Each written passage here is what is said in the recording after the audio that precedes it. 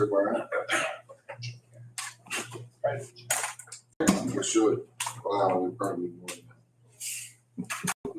Well, it's 10 o'clock, so we'll call this meeting of the Lawrence County Board of Commissioners to order. Today is Tuesday, September 23 of 2025. We appreciate you all joining us. We'd ask if you can silence your cell phones. We appreciate you doing that. We'll note that the meeting is being live streamed and recorded. We always begin with the Pledge of Allegiance and ask you to remain standing for a moment of silence. Commissioner Sonata, could you lead us in the pledge? I pledge allegiance to the flag of the United States of America and to the republic for which it stands, one nation, under God, indivisible, with liberty and justice for all. We'll have a moment of silence, please. Thank you. Vanessa, could you call the roll, please? Commissioner Sinata? Here. Commissioner Kennedy? Here. Commissioner Vogler? Here. We do have a quorum. We do have, at this point, no visitors other than Mr. Strobel, who will be presenting to us shortly. So I'll forego all of the notes relative to public comment. Unless someone were to come in, then I'll make note of that. Also, under row officer reports, none of our row officers are with us today. But I will open it for public comment, so we make record of having done so. And Chad, anything over and above what you have later on? No, sir. Okay, thank you very much. Under fiscal and contractual, we have submitted to us from the Controller's Office warrant registers dated September 15, 16, 17, and 19. And I'll give my colleagues time to look them over. And then when you're ready, gentlemen, I can take a motion for us to accept these documents.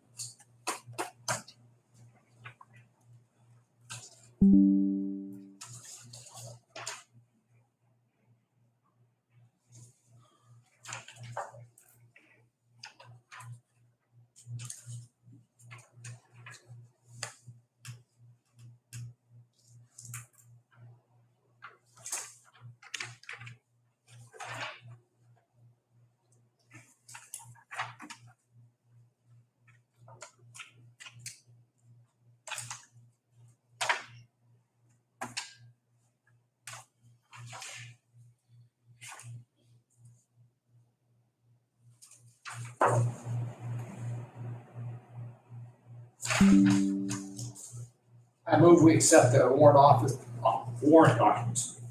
I'll second. Thank you, gentlemen. And if there are no questions, we'll ask Vanessa to call the roll, please. Commissioner Sinata? Yes. Commissioner Kennedy? Yes. Commissioner Vogler? Yes. Motion carries. Thank you.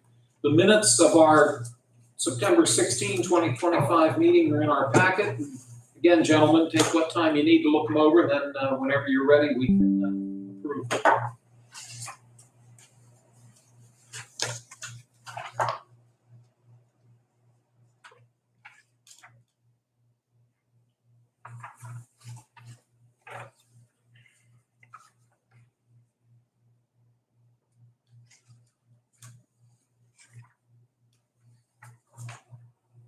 I'll make the motion to approve the minutes. And I'll second that motion. Thank you, gentlemen. Any questions or concerns? Hearing none, we'll take a roll call. Commissioner Sinata? Yes. Commissioner Kennedy? Yes. Commissioner Vogler? Yes. Motion carries. Thank you. Written communications, I'll read these into the record. Dan and Chris, stop me if you have any questions. First document comes from Frank B. Taylor Engineering. It is a document noting that Billy Parada of 801 East Fairfield Avenue in Neshannock Township intends to submit a notice of intent for a National Pollutant Discharge Elimination System general permit. This is a single residence sewage treatment plant to replace the malfunctioning septic system currently serving the existing home at 801 East Fairfield Avenue in Neshannock Township. Second document, actually the next two go together. They are both from Old Forge Environmental out of Lancaster, Pennsylvania.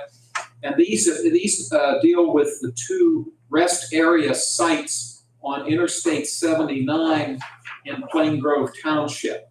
And they are application for renewal of NPDES permits for the wastewater treatment facility for both of these sites. These are both Act 14, 67, 68, and 127 notification, once again, for the two rest areas on Interstate 79 and Plain Grove Township. Next document comes from U.S. Compliance out of Excelsior, Minnesota.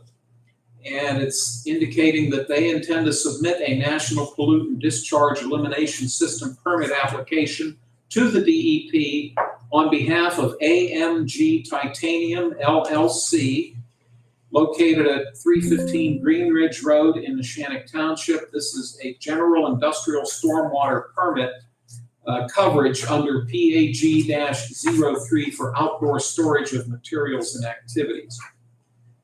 The Ed and Dawn DeCarbo Funeral Home and Crematory, Inc. is notifying us that they have applied to the Pennsylvania Department of Environmental Protection's Bureau of Air Quality Control to renew their permit to operate their crematory facility on Wilmington Road in Neshannock Township. We have a document from the Hillcrest Group Environmental Consultants out of Wexford, Pennsylvania, on behalf of Three Rivers Aggregates, specifically the Caravella Mine and Wampum Sand and Gravel Plant in North Beaver Township. This is for a notification that they will be applying to the DEP for an air quality state-only operating permit renewal at their facility at 3118 Wampum Road in North Beaver Township. Dan or Chris, any questions about any of these? Would one of you care to make a motion for us to accept these documents? I'll make that motion. Then I'll second. Thank you, gentlemen. If there are no concerns, we'll take a roll call, please. Commissioner Sinata, Yes. Commissioner Kennedy, Yes. Commissioner Vogler? Yes. Motion carries. Thank you. Next on the agenda, we have commissioner reports and comments. And Mr. Kennedy, you're first today. Last week I wasn't here. I missed you guys, but I was in DC at the SPC Allegheny Conference agenda down at with our federal senators and federal congressmen. The Allegheny Conference.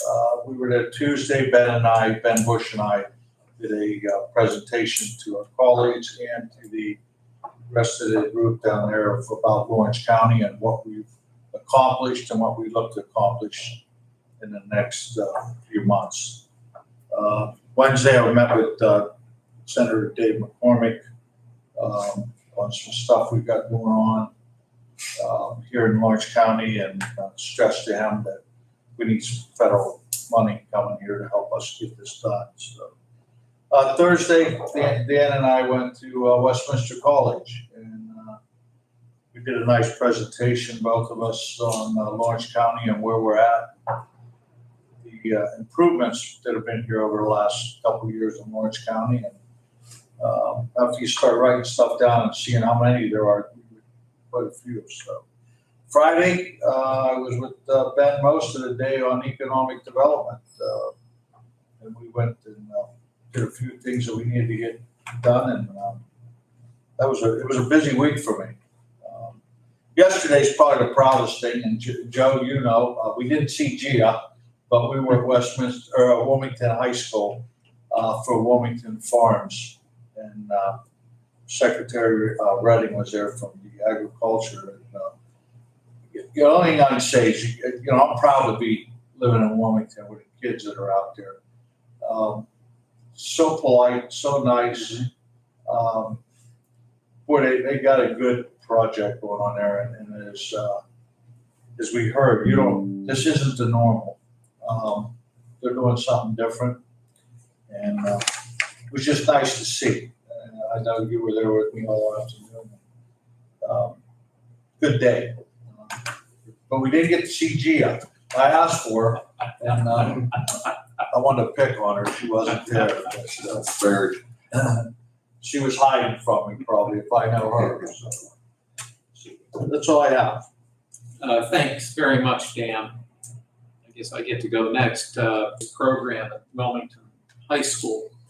It was an honor to have Secretary Redding join us, but boy, the staff, the administration out there, that program was so well organized. It was just like clockwork. And you're right about especially about the kids. I just noticed that like a couple of times, a couple of the kids had to walk by us and they were very polite, excuse me, thank you. That stuck out. And they've acquired, is it 100 acres? How many acres? There's, I think, close to 100 acres next door to the school. Next to the school in Wilmington Township of Lawrence County that they will be using for purposes of agricultural education. Lauren Elder was there, who of course chairs the county's Ag Preservation Board. And Lauren has played a very important role in this development. Him and his brother Darren. Darren, I didn't see Darren. Was He doesn't like the spotlight. I can yell at him right now. But he doesn't. He likes to stay in the background. Well, and there were a number of school board members and representatives for Senator Brooks and Representative Brown were there. And it was nice to see Secretary Redding again. I've gotten to know him over the years, and he's been to Lawrence County on numerous occasions. So, no, it was a wonderful afternoon. And Debbie Walker covered it, so I'm sure there'll be a nice story in the paper here in the next few days. That's all I have at this point. I'm just looking ahead here, if you don't mind.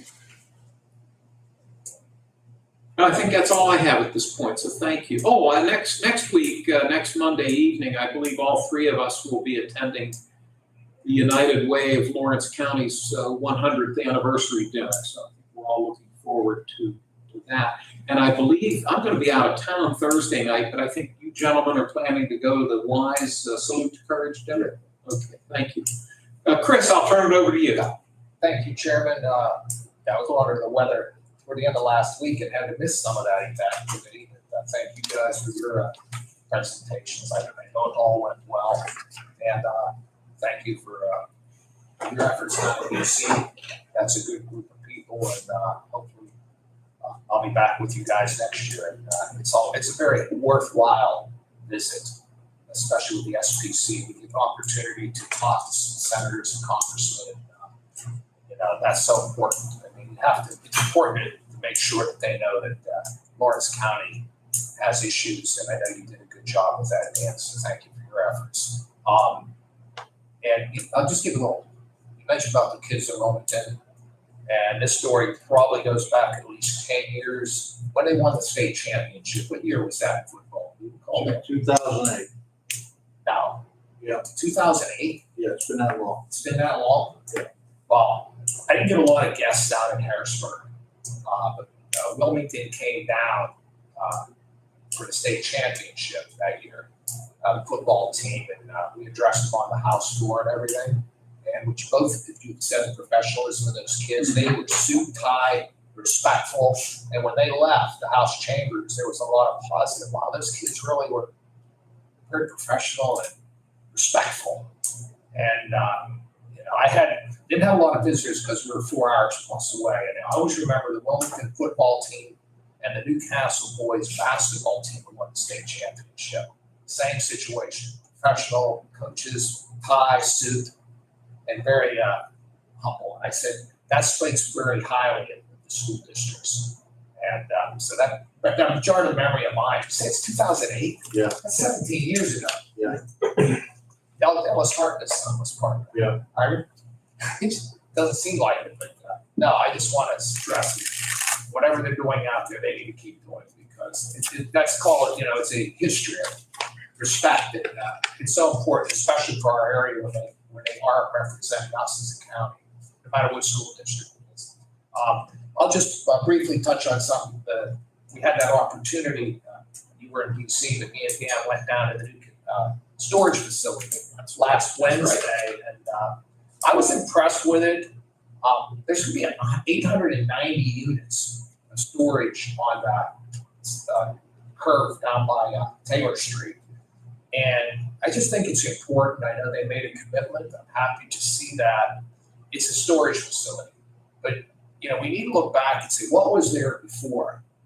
It was a old dilapidated building that was falling down. And now, I mean, if you look at it from the outside, it looks like an office building, but it's actually a storage facility. And I guess there is a need for it. I know that some people question why a storage facility, but what I learned that day, it was that there's 890 units, and they believe within a year they'll have 90% occupancy. So there must be a need in the area, and we thank them for their investment in Lawrence County. And I know that this company, you know, was very impressed with the way they were treated when they were here, especially for the city and the efforts that the city put out. So I know they're reaching out. Hopefully they can have other projects here anywhere within the county. So I just wanted to throw that out there because sometimes the impression is that, you know, why are you building something like that? Well, you know what was there before was bad. And I think it's so good that these people tore it down, got rid of it, put something new there. It didn't cost the city, the county, or anybody a dime. And it's going to generate tax revenue in the future. So those are the type of things that I think, you know, get overlooked sometimes. And, you know, we want the county right now, all sectors of the county, but never overlook something like that, because the other option is that building gets to a point and then the taxpayers get stuck tearing it down. And that didn't happen, and we're just happy to see that. So that, yeah, 890 storage units and potential 90% occupancy, that's pretty good. So that's really all I have. Thank you, Chris. Anything else, gentlemen? Okay, thank you both. We're going to new business, and we have one proposal this morning from our Public Safety Department, and Chad Strobel, who directs that department, is with us. Good morning, sir. Good morning. Hope you're well. I'm doing well, thank you. Good to hear. Vanessa, what number will Mr. Strobel's resolution be? 313. This is Resolution 313, and you'd like to discuss us possibly entering into an agreement with Quality Enhanced Management Systems. And Chad, I'll let you give us all the specifics if you would. Okay, this is a renewal. We've been customers of theirs for a while. We took a couple years off as being customers for some pricing disagreements, I guess, but we negotiated with them and got back to a reasonable, what I feel is reasonable price for that. The Commonwealth and FEMA require us to have a quality assurance program in place for our telecommunicators. This program allows us to do that quality assurance on all of our calls. It requires us to do 2% of the calls we receive, incidents we receive. With this, it automatically pulls incidents that are dispatched and taken and forwards them to a supervisor to review, just to make sure, you know, everybody's following our policies and procedures and handling the calls correctly. We're also required, part of our 911 plan, to track our training, track number of calls, all the information that we file in that report for the 911 plan. This system has all those reports where we just click the date range and it prints out everybody's training, everything they did all year, their certifications, and make sure all of our telecommunicators are meeting the requirements of the Commonwealth. Also, we receive, or we're required to undergo audits annually. Usually they're on paper audits that track all of the equipment we have up there and under our department or agency. And every couple of years, we get an in-person audit where somebody comes up and just make sure that we still have the equipment we received through our various grant streams, whether it be the Homeland Security, UASC, State Homeland Security. That gives us the platform to track all that equipment, track the maintenance, the annual costs of it. So it's a very important program to us, or system to us. Like I said, it was $53,000 before we did some negotiation. This year it went up a little bit. It's $26,250. So we worked on them to get a little bit more acceptable price, and we'd like to continue using that to stay in line with all the state's requirements for documentation. Well, I gotta give you credit too, Chad. This contract is a one-year contract beginning January 1, 2026. So I appreciate your coming in as early as you have for this. So thank you. I'll see if Commissioner Sanada has any questions. Not on this, but before you move, I have one question for you. All right. Yeah. Go ahead and ask it now if you'd like.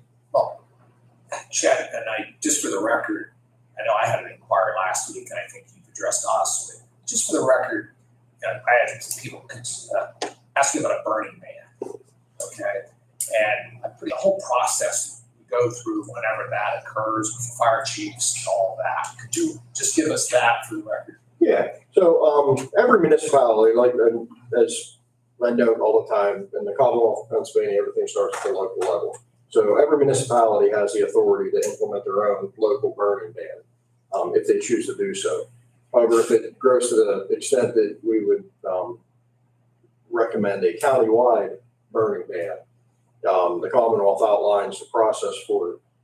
To start the conversation, first off, 10%, 50%, or 10 of the county fire chiefs, whichever the lower number is, has to, I guess, petition myself or the Board of Commissioners to implement that burning ban. Once we receive written correspondence that, petition to implement a burning ban, that has to be forwarded to the Department of Conservation Natural Resources Forestry Unit. They have to review that, look at their statistics, whether our drought status, the number of fires, property damage, all of those at different points, and they will write a letter of support to the commissioners to implement the burning ban. Once that letter of support is written, we still have to follow the sunshine laws unless we're under a disaster declaration of proper advertisement and holding a public meeting for comment. Once that's done, I can't remember the exact number of days. I believe it was 3 days, maybe, or 4, that it had to be advertised prior to it being enforced. So it's not a quick turnaround. First, you have to get the input from the fire chiefs because, again, it's a local matter. And the support from the Commonwealth through the Department of Conservation and Natural Resources to the advertisement, a vote at a public meeting, a lot of comment and transparency, and then waiting period to actually enforce the burning ban. So it's not a quick turnaround to implement it, but still the local municipality has the ability and the authority to implement their own if they choose to do so. Well, I appreciate the information, Chad, because I know I had inquired. I have the 2 calls we have heard from the person as well, and I tried to respond back to them similar to what you said, because I remember we dealt with this last year. Yeah. And I know it's a process, and you just don't have the authority, and us as a board just don't have the authority to say, let's just have a burning ban. There has to be a procedure. We have to follow those guidelines. And, we do rely on our local police or fire chiefs. I mean, they're on the front lines. That's their specialty. So I just wanted to get that out for the record. I do appreciate your efforts. I see we've had rain the last couple of days. Let's have a few more. Phone call relating to a burn ban, and it was a fire chief kind of relaying the thoughts of some of the local farmers in his community, and just trying to hope that we did not do one, just because it's part of their process of closing up the fields for the winters to burn off some of the leftovers from harvesting. So that's the only correspondence I've received, was just hoping we didn't do one. But Thank you much. you're welcome. Mr. Kennedy, questions either on the proposed resolution or the ban issue, either or both? Neither. Okay. Thank you, Chad. Thank you, Dan, very much. Well, Chad, as always, we appreciate you bringing this to our attention. This is proposed resolution 313. May I have a motion? I'll make that motion. And I'll second the motion. Thank you, gentlemen. Any final discussion or concerns? If not, we'll take a roll call, please. Commissioner Sanado? Yes. Commissioner Kennedy? Yes. Commissioner Vogler? Yes. Motion carries. Chad, as always, good to have you here. Well, thank you very much. I appreciate your support. Take care. Stay safe. All right, thank you.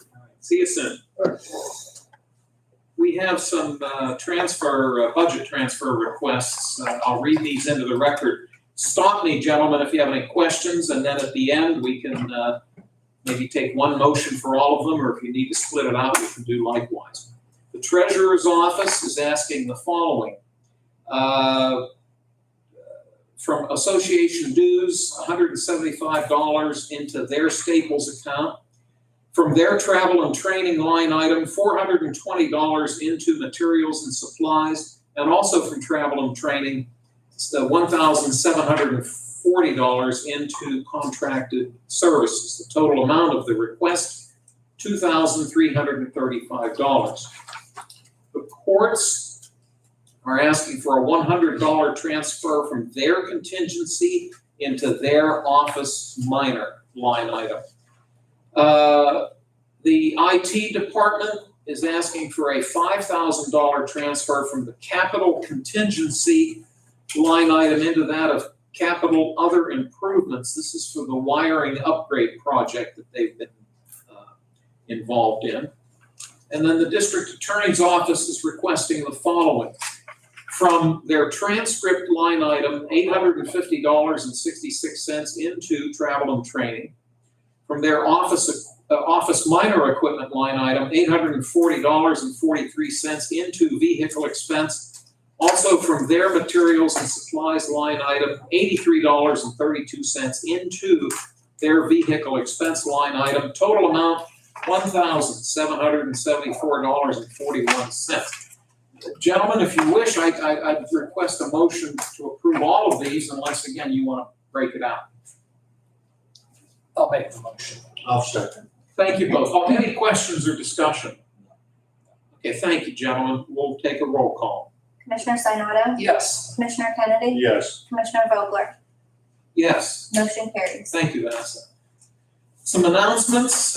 This board will convene a week from today on Tuesday, September 30 at 10 a.m. in this room. It's open to the public. The Conservation District Board of Directors will hold their monthly public meeting on Wednesday, October 1 at 12 noon at Sony's Restaurant in Neshannock Township. And I'm going to announce today that there is an opening on the Lawrence County Airport Authority Board. I believe the position is held by Mr. James Ferris Jr. We're obligated by an ordinance to announce openings. In this case, Mr. Ferris's term is set to expire. And we're required to announce that at two public meetings. This is the first of two announcements. Mr. Ferris is eligible to reapply if he so chooses, but anyone else who might have an interest in serving on that board can do likewise. We need one of two things, either a letter expressing a desire to serve on the airport authority, or the person can come to this public meeting and indicate to us their interest in serving. We are obligated also to do a criminal background check on any of the applicants. So if someone does send us a letter, we ask that they write back and destroy once the background check is performed. So I'm simply announcing today that this can reapply, but anyone else can apply as well. Any comments, gentlemen? Okay, thank you both. And this ordinance that we have to follow, that process that I just described, is applicable to authorities that we make appointments to. Not every board, but specifically authorities, including the Lawrence County Airport Authority. Public comment, I'll note that the room is empty at this point other than the staff folks that are here. Closing comments from my fellow commissioners. Mr. Sonata, anything? No. Okay, thank you. Mr. Kennedy? Okay, thank you, sir. Joe, Vanessa, anything that we've missed? No, sir. Nothing. Okay, thank you all very much. We've concluded our business for the day. May I have a motion to adjourn? I'll make that motion. I'll second. Thank you, gentlemen. All those in favor, please say aye. Aye, opposed, the same sign. Motion carries. Meeting is adjourned. Thank you, everybody. Thanks, Joe. Yes.